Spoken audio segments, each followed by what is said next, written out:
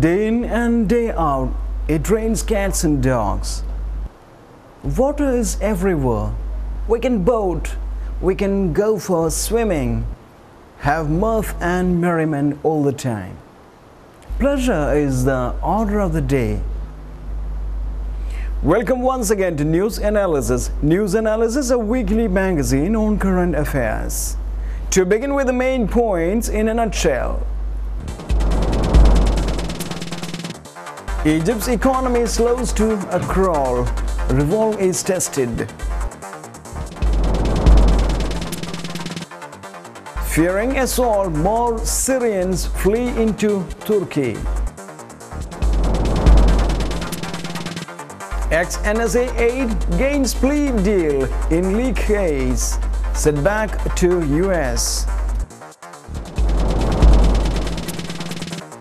US Defense Secretary warns NATO of dim future. Historic Colombian victims compensation law signed. Baba Ramdev taken to hospital. And now the news in detail. Egypt's economy slows to a crawl. Revolt is tested. Egypt's economy, whose inequities and lack of opportunities helped to topple a government, has now ground to a virtual halt, further wounded by the revolution itself. The 18-day revolt stopped new foreign investment and decimated the pivotal tourist industry. The annual growth slowed to less than 2% from a projected 5%, and Egypt's hard currency reserves plunged 25%. In a region where economic woes enraged an entire generation, whether and how Egypt can fix its broken economy will be a crucial factor in determining the revolution's success. It could also influence the outcome of the revolts across Arab region, where economic troubles are stirring fears of continued instability, authoritarian crackdowns, or even backlash against what had appeared to be a turn toward Western-style market reforms. People are angry, said Hassan Mahmoud, a resident of a slum near Cairo. He expected a better life after a revolution, he said, but instead he was laid off from his $10 a day job in a souvenir factory. People in the neighborhood are talking about going back to the streets for another revolution. A hunger revolution, he said. With Egypt's first open election this fall, the challenge of meeting public expectations while nursing the economy back to health has prompted a wide-ranging debate over radically divergent proposals. They include deep cuts to the bloated government workforce and advanced public subsidies, a leftist re-expansion of the state's role in the economy, and the Muslim Brotherhood's plan to impose a 7.5% income surtax on all Muslims to fulfill their religious mandate to give to charity. Non-Muslims would not be required to pay, a distinction that could reinforce sectarian resentments.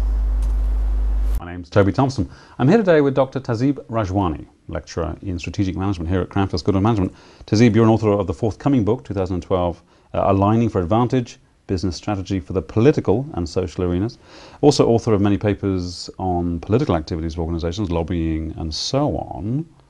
So we're here today on the day that Egyptians at least are in the day of departure protest, looking to oust President Hosni Mubarak in Egypt, serious times. What does all that mean for businesses, for firms, not just in Egypt, but throughout the world? Very good question.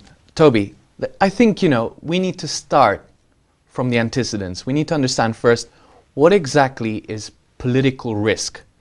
Essentially, political risk is the risk of losing money as a result of unstable governments or regulatory environments.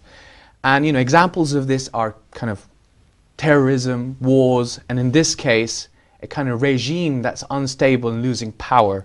And I think it's very important to understand that there are a large number of multinational firms, and my research shows this, that don't really understand or appreciate how to deal with political risk. and political risk really can impact firms. Fearing assault, more Syrians flee into Turkey. Security forces loyal to President Bashar al-Assad of Syria converged in the country's restive northwest on Thursday as hundreds of residents fled across the border into Turkey, heightening fears of a budding refugee crisis and widening crackdown on dissent. The security forces massed around the town of Al-Jisr al-Shahur after clashes last weekend made the area the new focus of the pro-democracy demonstrations that have swept across Syria since March. The protests present the gravest threat yet to 4 decades of rule by the Assad family. They are going to raid the city, but we don't know when, said Ahmad, a 28-year-old resident, reached by phone over who estimated that 100 tanks were among the forces camped at the city's doorstep. And although the Syrian government blamed armed gangs and terrorists for the violence, it appears determined to punish the residents still in Jisr al-Shahur. Tanks and armored personnel carriers moved to the edge of the town on Thursday night, and soldiers appeared to be pitching tents, said one resident reached by telephone.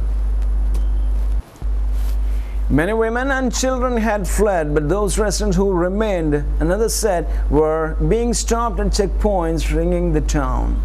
A few thousand men were holed up, awaiting what appeared to be an imminent assault. Most of us are not armed. We'll be completely exterminated. The violence in Jisr al-Shahur has driven more than 1,000 people across the border, raising the pressure on Syria's embattled government as Turkey, an important economic partner, is forced to confront a flow of refugees that could grow in the coming days.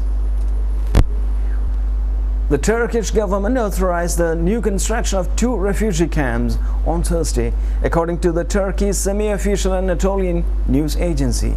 The new camps can accommodate more than 5,000 refugees. Ex-N.S.A. Aide Gains Plea Deal in Lee case, Setback, US. A former spy agency employee agreed late Thursday to plead guilty to a minor charge in a highly publicized leaked prosecution, undercutting the Obama administration's unusual campaign to prosecute government officials who disclosed classified information to the press. The National Security Agency official Thomas A. Drake had faced a possible 35 years in prison if convicted on felony charges under the Espionage Act. Instead, he agreed to admit a misdemeanor of misusing the agency's computer system by providing official NSA information to an unauthorized person, a reporter for a Baltimore Sun. Prosecutors said in the written plea agreement that they would not oppose a sentence under which Mr. Drake would serve no time. A formal plea hearing was set for Friday morning in Baltimore. The presiding judge, Richard D. Bennett of the District Court, could impose a sentence of up to a year in prison. But legal experts said it would be highly unusual to impose a prison term when the Justice Department was not seeking incarceration. The deal represented the almost complete collapse of the government's effort to make an example of Mr. Drake, who was charged last year in a 10-count indictment that accused him of obstructing justice and lying to investigators. It is uncertain whether the outcome will influence the handling of 3 pending leak cases or others still under investigation. The case against Mr. Drake is among 5 such prosecutions for disclosures to the new media brought since President Obama took office in 2009.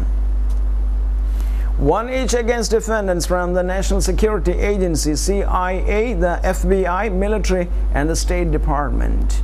In the past, such prosecutions have been extremely rare, 3 or 4 in history depending on how they are counted, and never more than 1 under any president. Officials say they have been prompted by a bipartisan belief in Congress, and in both the George W. Bush and Obama administrations, the leaks were getting out of hand. The flurry of criminal cases has led to both praise and criticism for Mr. Obama, who ended office promising unprecedented transparency, but in less than 3 years in office has far outdone the security-minded Bush administration in pursuing leaks. Some political analysts say Mr. Obama's liberal credentials may give him political cover for the crackdown. Anyone from anywhere can post any sort of document. Often these are top secret, leaked documents that reveal information that corporations and governments may not want you to see, with guaranteed anonymity. And I mean, since its inception in 2007, it's been said that WikiLeaks has actually produced more scoops than, say, the Washington Post in the past 30 years. So it's been fairly successful. It's come into prominence over things like publishing leaked emails for Sarah Palin's personal email account. She was the Republican vice presidential candidate in 2008, including other sensitive information such as the so-called Guantanamo Bay torture manual. So as you can imagine, it hasn't really won a lot of friends in high places, especially when it comes to the Pentagon. Now, WikiLeaks came into the news last week because they actually published a secret report from the U.S. military that identified WikiLeaks as a target by the military. It said that the U.S. government was targeting WikiLeaks, that they wanted to shut down the site. They saw it as a national security threat, and they actually wanted to launch a campaign to expose anyone that leaked to the website. Now, the story took a darker and much more disturbing turn this week, where we saw the WikiLeaks Twitter feed. There were a lot of very disturbing messages that were posted on their Twitter account saying that WikiLeaks volunteers and editors were actually followed by U.S. officials.